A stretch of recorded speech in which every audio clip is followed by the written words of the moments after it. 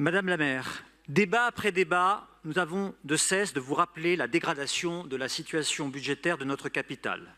Budget après budget, notre diagnostic est le même depuis 10 ans et un peu plus confirmé à chaque fois. Vous clamez que l'endettement finance les investissements pour une ville plus résiliente et plus inclusive. Eh bien, ceux-ci déclineront l'année prochaine de 150 millions d'euros, tandis que les dépenses de personnel augmenteront de 60 millions d'euros pour la 11e année consécutive. La réalité, c'est que votre surendettement alimente les dépenses de fonctionnement et ne sert plus à transformer Paris.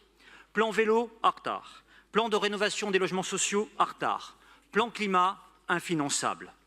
Nous voulons plus d'investissements dans les services de proximité, les crèches, les espaces verts, la police municipale, les salaires des agents sur le terrain et moins de dépenses de fonctionnement inutiles à l'hôtel de ville. Débureaucratisons la gestion de Paris. Revenons sur votre plan climat. Il nécessite 13 milliards d'euros supplémentaires d'ici 2050. Comment allez-vous financer 500 millions d'euros d'investissements supplémentaires par an? Avec encore plus d'impôts ou par la dette? Car le poids de cet endettement, 10 milliards fin 2026, alourdi par des intérêts annuels de 225 millions d'euros, hypothèque l'avenir de Paris.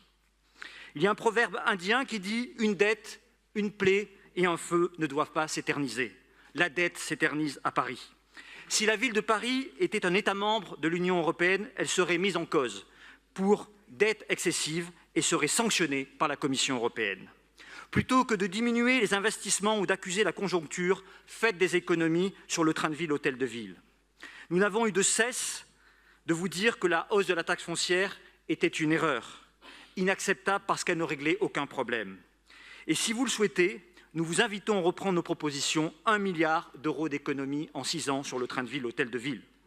Ce manque de cap, ce manque de vision d'avenir, les personnels le ressentent. Oui, avec un coût de l'absentéisme à 250 millions d'euros, soit l'équivalent de 5 000 agents, il est temps que la ville agisse. Tandis que vous déplafonnez le salaire de vos collaborateurs de cabinet, plus de 308 agents gagnent à peine plus que le SMIC. Qu'avez-vous fait pour ces agents, vous qui en parlez tant? Rien. Au contraire, ce que nous souhaitons pour remotiver les agents de la ville de Paris, c'est valoriser leur carrière, c'est promouvoir leurs efforts, c'est diminuer leur pénibilité sur le terrain, mais aussi les soutenir financièrement. La ville de Bordeaux, où le maire, M. Urmic, est écologiste, est touché par un taux d'absence colossal. Mais M. Urmic, lui, agit. Il a pris le taureau par les cornes.